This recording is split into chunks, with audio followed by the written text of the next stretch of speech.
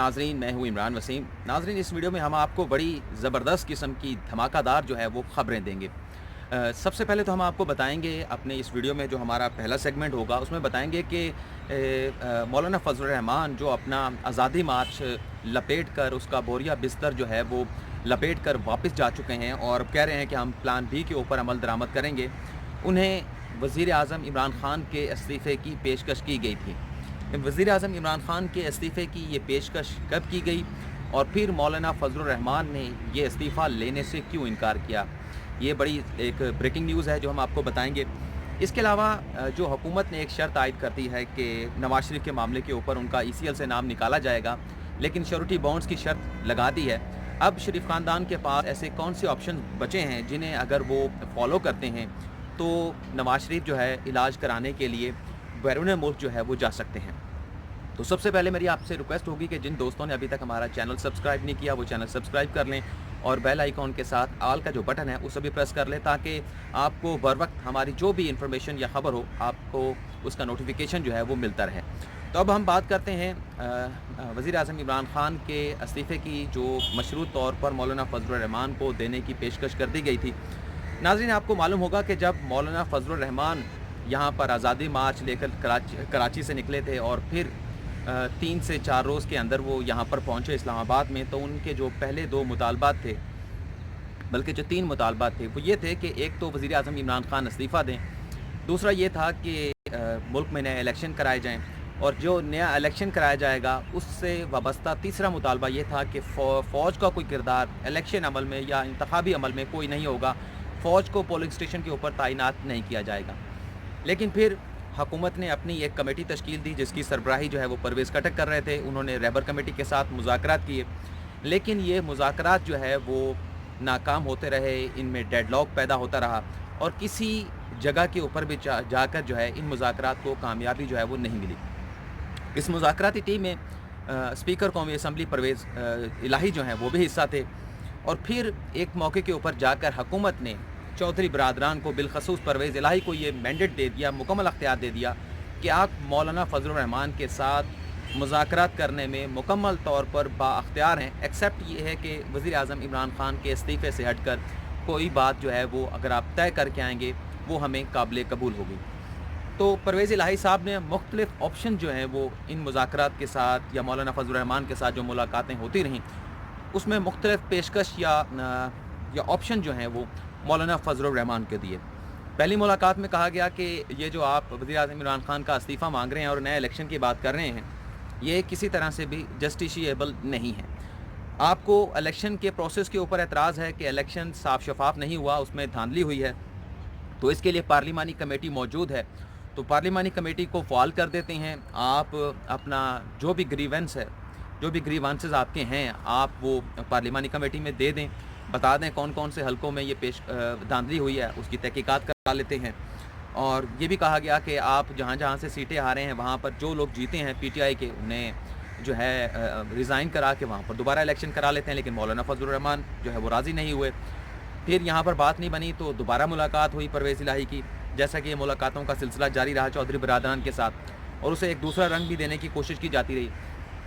फिर जाकर एक और बड़ी बेहतर ऑप्शन जो है वो दी गई चौधरी बरादरान की जानिब से। भी 3 ऑप्शन हम आपको देते हैं, या तो पार्लिमानी कमेटी से इस मामले की तहकीकात करा लें, या फिर आप किसी रिटायर्ड जज से या ब्यूरोक्रेट से एक कमीशन बना देते हैं, उसके तहत आप इस इलेक्शन की जो है वो तहकीकात करा लें। और तीसरा ऑप्शन जो है वो यही दिया गया कि आप सुप्रीम कोर्ट को हुकूमत लिख देती है तो उसके ज़रिए आप तहकीकात करा लें, तो इसको आपको गारंटी भी होगी सुप्रीम कोर्ट तहकीकात करेगा और फिर जो फ़ैसला आएगा वो सबके लिए काबिल कबूल होगा। लेकिन मौलाना फजल रहमान ने यह भी मुस्तरद कर दी। और फिर आखिरी मुलाकात में परवेज़ इलाही ने उन्हें एक और ऑप्शन दिया। उन्हें यह कहा कि हम आपको इलेक्शन में धांधली के हवाले से 3 ऑप्शन दे चुके हैं कि ये 3 फोरम हैं, इनके ऊपर आप जो है वो तहकीकात करा लें, जुडिशल कमीशन में करवा लें, पार्लिमानी कमेटी में करा लें, या किसी रिटायर्ड जज या रिटायर्ड ब्यूरोक्रेट की सरबराही में आप इनकी तहकीकात करा लें। और अगर तहकीकात जो है वो दुरुस्त साबित होती हैं और उसमें ये कमीशन जो भी आप एग्री करेंगे वो ये कह देता है कि आम इंतखाबात 2018 में जुलाई 2018 में मुनज़्ज़म धांधली हुई है और ये धांधली जो है वो वज़ीर आज़म इमरान ख़ान के बनाए हुए या तहरीक इंसाफ के बनाए हुए प्लान के तहत, मनसूबे के तहत कराई गई है, तो हम आपको एडवांस में वज़ीर आज़म इमरान खान का इस्तीफ़ा देने के लिए तैयार हैं। और अगर ये कह दिया जाता है कि कमीशन की जानिब से, चाहे वो कोई भी कमीशन जिस पर आप एग्री करेंगे, वो ये कह देता है कि एक मुनज़्ज़म धांधली हुई है, तो इस सूरत में वज़ीर आज़म इमरान खान का इस्तीफ़ा हम आपको लिख कर दे देते हैं, वो एक्सेप्ट कर लिया जाएगा। वो इस्तीफ़ा जो है वो आप सदर मुमलिकत को भिजवा के उसकी अप्रूवल ले सकते हैं। लेकिन मौलाना फजलुर रहमान ने इस मामले के ऊपर मुशावरत की अपनी जो जमात है उसके साथ भी और अपोजिशन के साथ भी। तो उन्हें ये कहा गया कि अगर आप ये तहकीकात करा लेंगे, बल्कि मौलाना फजलुर रहमान ने ज़ाती तौर पर ख़ुद ये सोचा कि अगर मैं इस मामले की तहकीकात करा लेता हूँ, और तहकीकात में जिस तरह से 2014 में 2015 में इमरान खान ये धरना लेकर आए थे और उनकी जानिब से भी जो है वो यही बात थी कि इलेक्शन 2013 में धांधली हुई है। फिर हुकूमत ने ख़त लिखा सुप्रीम कोर्ट को और उस पर तहकीकात हुई, लेकिन शर्त ये लिखी गई कि मुनज़्ज़म धांधली साबित करना होगी। और यही बात अब तहरीक इंसाफ की जानिब से जो अख्तियार दिया गया था परवेज़ इलाही को, वो भी यही कह रहे थे कि मुनज़्ज़म धांधली अगर साबित होती है तो ये इस्तीफ़ा जो हम इमरान खान का आपको ऑफ़र कर रहे हैं ये उसी सूरत में एक्सेप्टेबल होगा, अदरवाइज़ नहीं। तो इसके ऊपर मौलाना फजलुर रहमान ने सोचा था मुनज़्ज़म धांधली जो है वो तो किसी सूरत साबित नहीं हो सकती, तो लिहाजा अगर ये मुनज़्ज़म धांधली साबित नहीं होती और मैं जो एक बात लेकर चला हूँ कि इलेक्शन शफाफ नहीं हुए, तो मेरा ये इल्ज़ाम तो धरा का धरा रह जाएगा और मेरे लिए फिर दोबारा जो है इस इल्ज़ाम को दोहराना मुमकिन नहीं होगा। तो फिर मौलाना फजलुर रहमान ने इस ऑफ़र को एक्सेप्ट नहीं किया। बहुत बड़ी ऑफ़र की गई थी हुकूमत की जानिब से, लेकिन मौलाना फजलुर रहमान ने को ये नज़र आ रहा था कि इसका अंजाम जो भी होगा, आउटकम जो भी निकलेगा, उसका उन्हें ज़ाती तौर पर फ़ायदा नहीं बल्कि नुकसान होगा। तो इसलिए मौलाना फजलुर रहमान ने ये ऑफ़र जो है वो ठुकरा दी। अब हम बात करते हैं कि जो नवाज़ शरीफ का ECL से नाम निकालने का मामला है, इसमें किस हद तक जो है वो ऑप्शंस मौजूद हैं शरीफ ख़ानदान के पास और नवाज़ शरीफ बैरून मुल्क इलाज के लिए जा सकते हैं। तो सबसे पहले नाज़रीन मैं आपको एक ट्वीट दिखाता हूँ, एक हमारे सहाफ़ी हैं उनके जानिब से ये दिया गया था ये ट्वीट, और ये डील के हवाले से है। अगर आप ये देख सकें, ये ट्वीट करने के बाद डिलीट कर दिया गया। ये बड़े सीनियर रिपोर्टर हैं और ये इनका पूरा एक लाइज़ॉन है जो मुख्तलिफ एक नेटवर्क है सहाफ़ियों का, और ये तमाम अपनी ख़बरें जो है वो एक दूसरे के साथ शेयर करते हैं। इस ट्वीट में ये कहा गया है, who played role for the Nawaz Sharif bail out, mother of Nawaz Sharif and Shahbaz Sharif had been meeting father in law of general Bajwa who had been key player. यानी जैसे कहा जा रहा था कि एक उम्र रसीदा शख्स ने इस डील में अहम किरदार अदा किया है। Met Nawaz Sharif in August 2019 in Kot Lakhpat jail. Mother Nawaz Sharif, Shahbaz Sharif and Maryam Nawaz all will be in London soon. Cases to remain pending and Nawaz Sharif would not come back. तो ये tweet किया गया था उनकी जानिब से। इसकी तारीख़ खैर मैं देखना भूल गया, दोबारा देख के आपको बता देता हूँ। इसकी तारीख़ है सर जी 8 नवंबर 2019 का ये ट्वीट है, लेकिन ये ट्वीट करने के बाद डिलीट कर दिया गया कि जब ये सारी डेवलपमेंट यहाँ पर होती रही और इमरान खान ने भी वाज़े कह दिया कि हमारी कोई डील नहीं हुई, हम कोई डील नहीं देने जा रहे। इसमें मामले दो पहलू थे इस मामले के पूरे। एक तो नवाज शरीफ को ज़मानतें जो हैं वो दी, अदालतों ने दे दी, उसमें ज़ाहिर सी बात है कि हुकूमत का कोई रोल नहीं हो सकता था। अदालतें आज़ाद हैं, उन्होंने देखा, मुनासिब समझा, जो मेडिकल रिपोर्ट्स पेश की गई उन्होंने नवाज शरीफ को ज़मानत दे दी। इस्लामाबाद हाई कोर्ट ने मशरूत तौर पर ज़मानत दी। लेकिन जब मामला ECL से निकालने का सामने आया, जब शहबाज शरीफ की जानिब से 8 नवंबर को ये दरख्वास्त दी गई, तो दो पहलू थे। एक पहलू था कानूनी और एक पहलू था उसके सेहत का। सेहत के हवाले से तो नवाज शरीफ ने वज़ीर आज़म इमरान खान ने सबसे ज़बरदस्त और मैच्योर स्टेटमेंट दिए। अगर आप वफाकी वज़रा की स्टेटमेंट को देखते हैं, उन्होंने ज़ाती तौर पे कहा कि मैंने इस बात की तस्दीक कराई है नवाज शरीफ बीमार हैं और हम उन्हें बैरून मुल्क जाने की जो राह है, जो रास्ता है, उसमें कोई रुकावट नहीं बनेंगे, लेकिन कानूनी रास्ता जो है वो अपनाना पड़ेगा। और कानूनी रास्ता यही है कि कोई माजी में ऐसी मिसाल नहीं है कि नैब का कोई मुल्ज़म हो और उसे सज़ा हुई हो और वापस उसे बैरून मुल्क जाने की इजाज़त दी जाए, तो इस बात की गारंटी क्या होगी कि वो बाहर जाकर वापस आएगी। तो सेहत के पहलू को मद्देनज़र रखते हुए, हेल्थ के पहलुओं को मद्देनज़र रखते हुए कानूनी पहलुओं को भी देखा गया और फिर ये अब शर्त लगा दी गई कि अब आपको 4 हफ्तों की हम इजाज़त देते हैं, ECL में आपका नाम मौजूद रहेगा, लेकिन वन टाइम आपको बाहर जाने की इजाज़त होगी, लेकिन श्योरिटी बॉन्ड्स भरना होंगे। और श्योरिटी बॉन्ड्स क्या हैं वो मैं आपको बता चुका हूँ।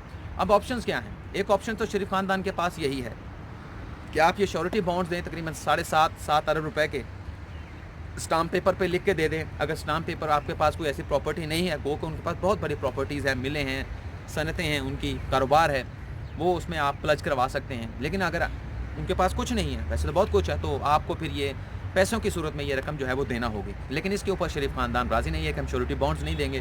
دوسرا آپشن یہ تھا کہ آپ یہ شیورٹی بانڈز دے کر چلے جاتے، بیرون ملک علاج کراتے، اور اس کے بعد یہاں پر جو شریف خاندان کے لوگ ہیں اس فیصلے کو حکومت کو چیلنج کر دیتے، لیکن کیونکہ یہ ٹرانزیکشنز ہو چکی ہوتی، اس پر بھی شریف خاندان کو کوئی ریلیف ملنے کا امکان نہیں تھا۔ تیسرا جو آخری آپشنز ہے وہ یہ ہے کہ عدلیہ کا دروازہ جو ہے وہ کھٹکھٹایا جائے۔ اب اگر عدالتوں کا دروازہ کھٹکھٹاتے ہیں لاہور ہائی کورٹ کا، تو وہاں سے فیصلہ آ سکتا ہے کہ نواز شریف کا نام ECL سے نکال دیا جائے۔ ظاہر سی بات ہے کہ جو آئین ہے وہ اجازت دیتا ہے کہ کسی بھی شخص کی جو آزادانہ نقل و حرکت ہے اس کے اوپر کوئی پابندی نہیں لگائی جا سکتی، اور یہ فیصلہ لاہور ہائی کورٹ کیوں دے گی؟ کیونکہ لاہور ہائی کورٹ کے سامنے نواز شریف جس مقدمے میں ان کی ضمانت دی گئی ہے وہ چودھری شکر مل ہے، اس میں کنوکٹڈ نہیں ہے، ایکیوز ہیں، تو اس لیے یہ فیصلہ آ سکتا ہے۔ لیکن اگر یہ فیصلہ لے کر یہ پھر دوبارہ وزارت داخلہ کے پاس آتے ہیں تو پھر بات وہی ہوگی، بھائی کنوکٹڈ تو وہ العزیزیہ ریفرنس میں ہے، ایون فیلڈ ریفرنس میں ہے، تو اسلام آباد ہائی کورٹ کا فیصلہ آنا چاہیے، تو اس صورت میں انہیں اسلام آباد ہائی کورٹ سے بھی رجوع کرنا پڑے گا۔